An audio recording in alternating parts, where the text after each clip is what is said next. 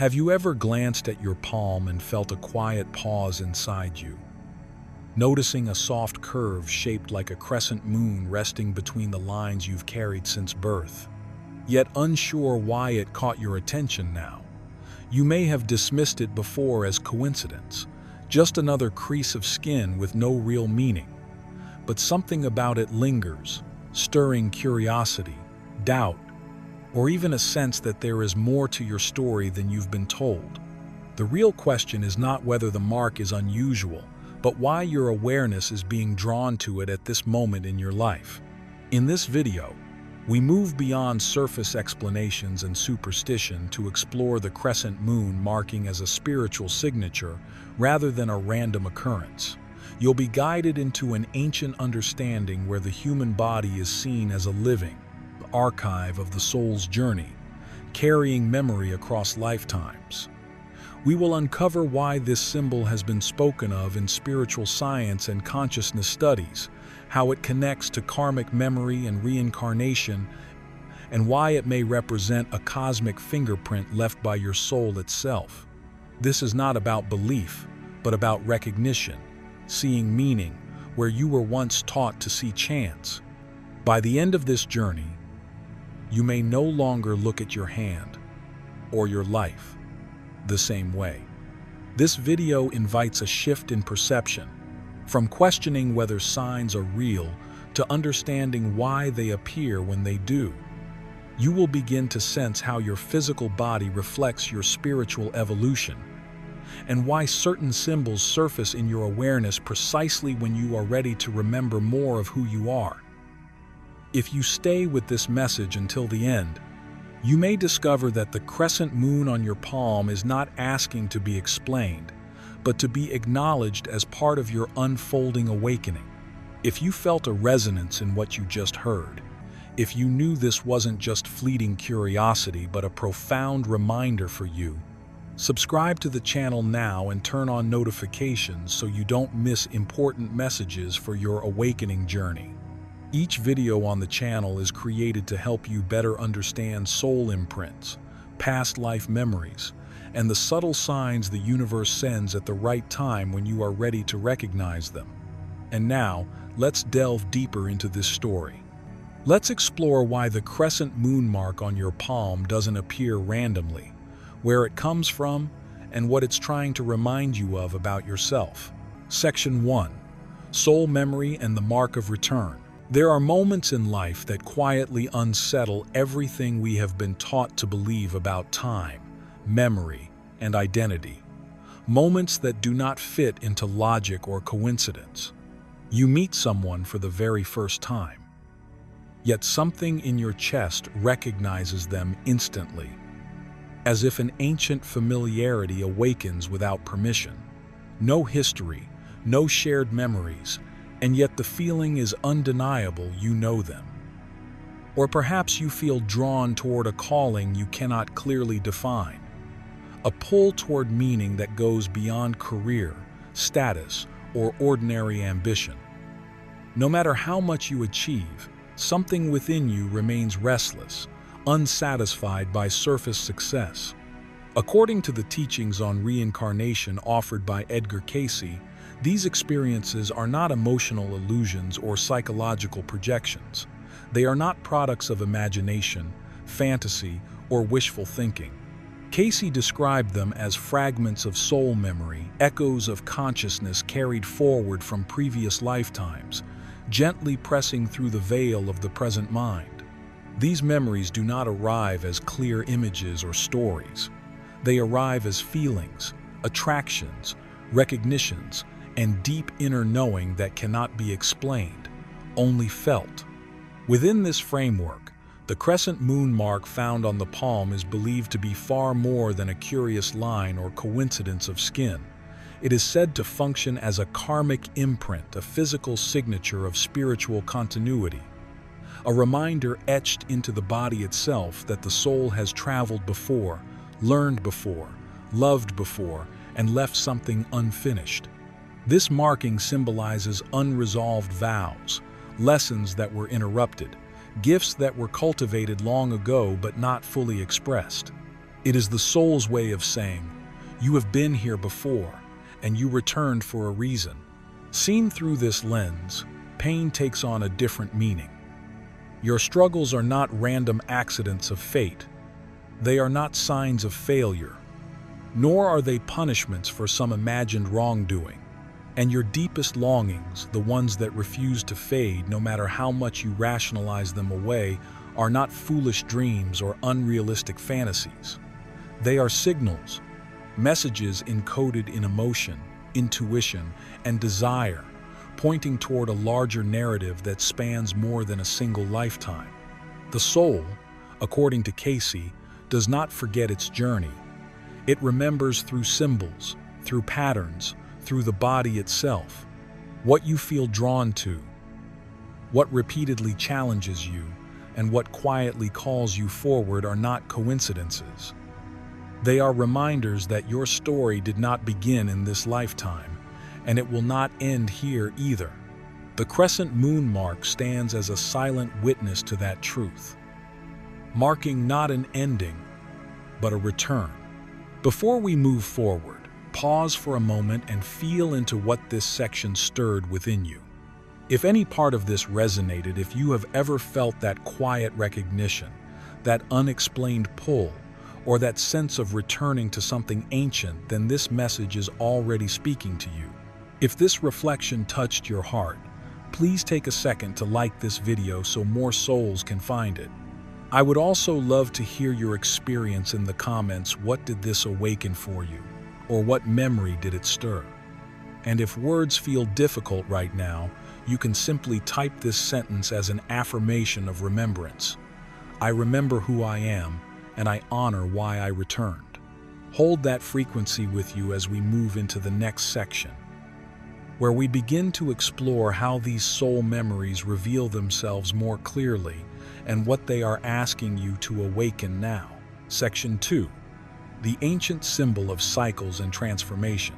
Across time and culture, the crescent moon has spoken a universal language. It has always represented the divine feminine current, the unseen intelligence of intuition, the rhythm of renewal, and the sacred interplay between illumination and shadow. Long before modern spirituality named these forces, ancient civilizations read them in the sky and felt them in the body. The crescent was understood not as an ending or a beginning, but as the threshold between states, where transformation quietly takes place.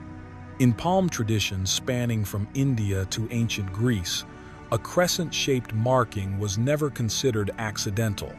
It was read as a sign of heightened sensitivity, refined perception, and psychic receptivity traits often found in souls who have lived, learned, and returned many times. These were individuals believed to move between worlds with ease, capable of sensing what lies beneath appearances and remembering truths that others feel only faintly. Such markings were associated with seers, healers, mystics, and those who carried emotional and spiritual depth beyond their years. Naturally, this leads to a deeper and more intimate question. Why do some souls bear this mark, while others do not? Why does one hand carry a visible reminder of lunar cycles and karmic memory, while another remains unmarked? According to the teachings of Edgar Cayce, these signs appear not at random, but by spiritual necessity. Cayce suggested that certain souls return to the physical world not merely to live another life, but to complete something essential, a calling once postponed, a truth once feared into silence. A wound, whether inflicted or received, that now seeks resolution through awareness, compassion, and conscious choice. The mark is not a reward, nor a burden. It is a reminder. From this perspective, the crescent moon becomes a living symbol of unfinished cycles. It reflects a soul that has crossed thresholds before and has chosen to cross them again, this time with greater clarity. These are lives shaped by déjà vu, by sudden recognitions, by an unshakable sense that certain experiences are not new, only resumed. The hand quietly records what the mind may not yet remember. Your present life, then, is not separate from the ones that came before. It is woven from the same thread. Past, present, and potential futures form an intricate pattern of cause and effect, growth and misstep, forgetting and redemption.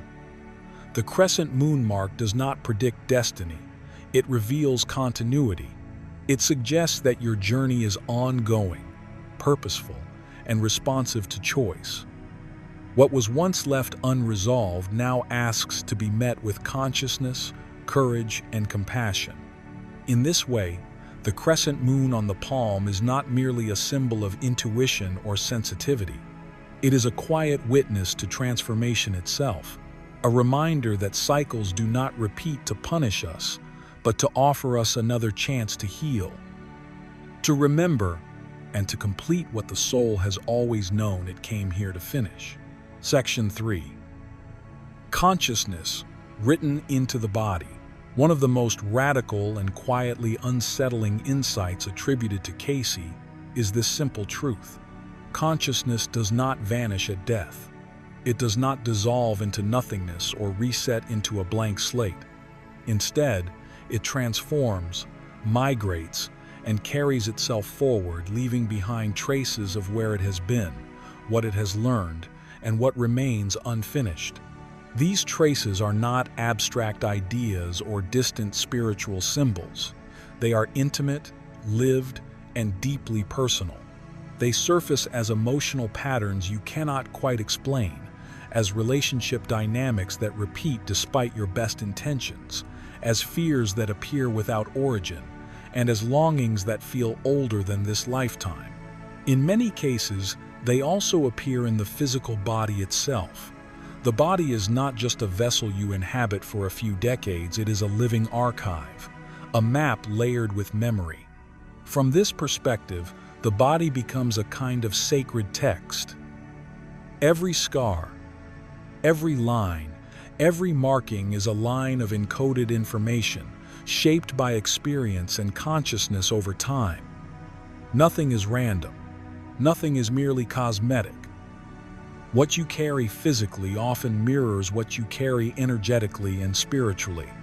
The crescent moon on the palm is one of these map points. It is not a promise of destiny or a sentence written in stone. It does not dictate what must happen to you. Instead, it functions as a guidepost, an intentional marker placed along your path. Its purpose is subtle but profound, to catch your attention at the exact moment you are ready to remember. This mark is not meant to control your future. It is meant to awaken your awareness. It exists so that one day, perhaps in a moment of curiosity, crisis, or quiet self-reflection, you would pause, look at your own hand, and feel something stir beneath logic, a sense of recognition, a soft inner knowing that says, "This means something." According to Cayce's view, the soul understands the density of physical life. It knows how easily identity becomes buried under responsibility, survival, conditioning, and fear. It knows that once incarnated, you will forget where you came from, why you returned, and what you agreed to remember. And so, before entering the body, the soul leaves reminders. Not reminders written in language or memory because those fade, but reminders etched into form, into flesh, into the very instrument through which you touch, create, and navigate the world. The hand, in this sense, becomes both a tool and a testimony. The crescent moon mark is one such testimony, a quiet signal left by a wiser version of you, not to force belief, but to invite remembrance, not to announce itself loudly, but to wait patiently until you are ready to listen. And when that moment arrives, the body speaks not with words, but with recognition. Section 4. Repetition, karma, and the call to choose differently. If you carry this marking, you may begin to notice a strange pattern unfolding across your life. Relationships seem to echo one another, different names and faces carrying the same emotional dynamic. Situations shift in appearance but not in essence. The lesson feels familiar, as if life keeps circling back to the same crossroads, asking the same question in a new voice. These repetitions are often misunderstood as personal failure or bad luck. In truth, they are neither. They are invitations, gentle but persistent signals from consciousness itself, guiding you toward growth rather than judgment. As described by Edgar Cayce, karma is not a system of punishment imposed from outside. It is an intelligent, compassionate process of education. Karma exists to refine awareness, not to inflict suffering. Each recurring theme is carefully calibrated to meet you at the exact level of understanding you are ready to access. Life does not repeat itself to trap you, but to give you another chance to see more clearly. Every time the pattern returns, you are offered a choice. Will you react from old fear, old defenses, and inherited wounds? Or will you respond from a higher place with presence, discernment, and self-respect? Where resentment once hardened the heart, you are invited to choose forgiveness. Where avoidance once felt safer, you are invited to choose truth. Where love was withheld to protect yourself, you are invited to let it flow with wisdom rather than self-sacrifice. Each conscious choice alters the karmic field. Nothing is wasted. No moment of awareness is too small. When you choose compassion instead of control, clarity instead of confusion, or courage instead of repetition, karmic residue begins to dissolve. The pattern weakens, not because it was fought, but because it was understood. In this way, karma does not move only forward, it moves backward as well. Every awakened response reaches across time, healing not just the present moment, but the echoes of the past that created it. What once had to be repeated no longer needs to return. The lesson completes itself, and the soul steps onto a new timeline, one shaped not by unconscious habit, but by conscious choice. Before we move into the next section, take a quiet moment to reflect on what just landed for you. Notice which patterns came to mind first, which relationships or situations repeated themselves, and most importantly, how you responded differently this time, even in small ways. Awareness itself is already a shift. If this resonated, I invite you to pause the video for a breath. Then leave a comment sharing what cycle you now recognize in your life, or simply type the affirmation, "I choose awareness over repetition." Your reflection not only anchors this lesson within you, it also supports others who are standing at the same crossroads, ready to choose differently as we continue forward together. Section 5. The sensitivity of the ancient soul. Those who carry the crescent moon marking often sense, from their earliest years, that they are somehow different, not superior, not separate by choice, but tuned to a frequency others seem unable to hear. As children, they notice undercurrents in rooms before words are spoken. They feel tension behind smiles, sorrow behind silence, and truth behind polite disguises. Long before they have language for it, they are already reading emotional landscapes with quiet accuracy. This sensitivity deepens with age. They do not simply empathize, they absorb. Emotions pass through them as if their nervous system were an open instrument, finely calibrated to register what others unconsciously release. Joy lifts them profoundly, but injustice wounds them at a cellular level. They carry a sense of fairness so ancient and instinctive that cruelty feels physically painful, as though something sacred has been violated. When harm is done, especially when power is misused, it does not merely offend their values, it aches in their bones. This heightened sensitivity is often misunderstood, both by the world and by the soul who carries it. It is mistaken for fragility, emotional excess, or naivete. In truth, it is anything but weakness. It is the refinement of perception shaped across many lifetimes, an awareness honed through repeated exposure to human suffering, moral consequence, and spiritual responsibility. Such souls have learned to feel deeply because feeling was once necessary for survival, service, or healing. Yet this gift comes with a requirement: discipline. Without conscious grounding, ancient souls become overwhelmed. They take on grief that is not theirs to process, burdens they were never meant to carry, and emotional debris left behind by others who lack awareness. Over time, this leads to exhaustion, confusion, and a sense of heaviness that cannot be explained by personal circumstance alone. The sensitivity that was meant to guide becomes a drain when boundaries are absent. This is why Edgar Cayce emphasized spiritual hygiene not as rigid ritual or religious obligation, but as a matter of survival for sensitive souls. Prayer, in his view, was not about pleading or performance. It was a direct line of recalibration, a way to realign with the soul's original frequency. Service was not self-sacrifice, but energetic alignment, acting in ways that allow energy to move through rather than stagnate within. And silence was not emptiness, but nourishment. In stillness, the ancient soul releases what it has absorbed and remembers what belongs to it. For those marked by the crescent moon, sensitivity is a sacred responsibility.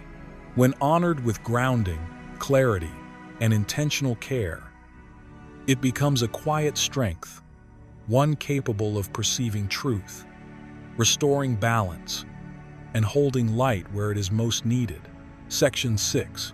Service as the true expression of power. There is a crucial truth that must be understood before this marking can be interpreted correctly. It is not a symbol of superiority, spiritual rank, or personal exception. It does not place one soul above another, nor does it promise recognition, fame, or authority. Its meaning is far quieter, far deeper, and far more demanding. This marking signifies service. True spiritual power does not announce itself. It does not demand attention, admiration, or validation. It does not posture or perform. Instead, it works invisibly, often unnoticed, moving through the world with a steady humility that has nothing to prove. Mature consciousness understands that growth is not measured by how loudly one speaks about light, but by how consistently one embodies it, especially when no one is watching. This was a truth Edgar Cayce lived rather than preached.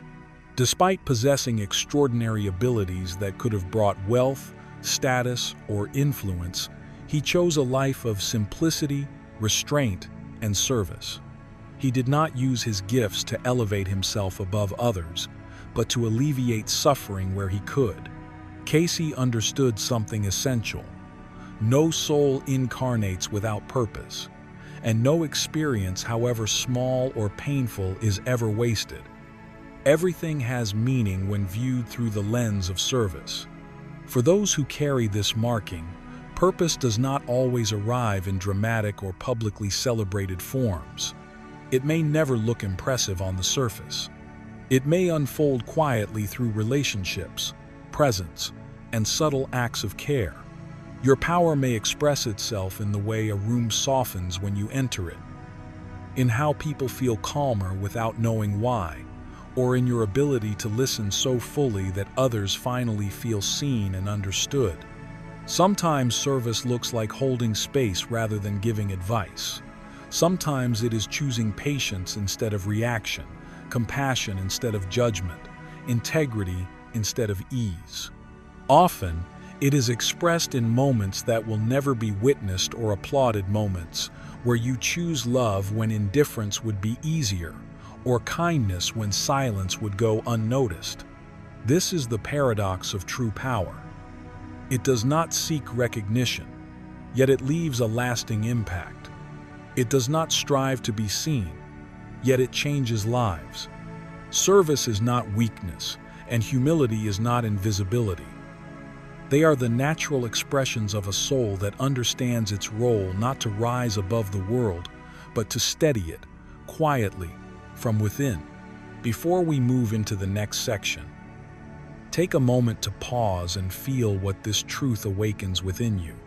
If these words resonated, it may be because you recognize this quiet form of power in your own life, expressed not through titles or visibility, but through presence, care, and inner integrity. If this message speaks to you, please support the channel by liking this video and leave a comment sharing what service means to you personally.